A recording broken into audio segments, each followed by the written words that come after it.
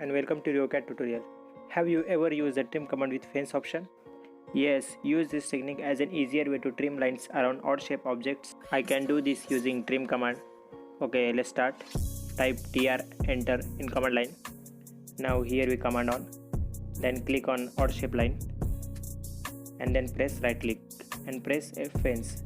You can either click F2 on this option. Now select one by one lines to trim the lines.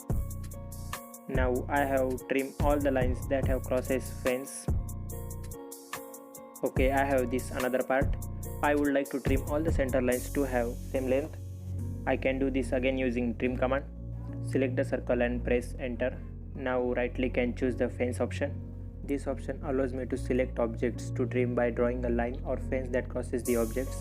At any objects that crosses the fence will be trimmed. Alright, we have trimmed all the objects that have crosses the fence. Okay, if you enjoy this video, please subscribe to my channel for more upcoming videos. Have a nice day.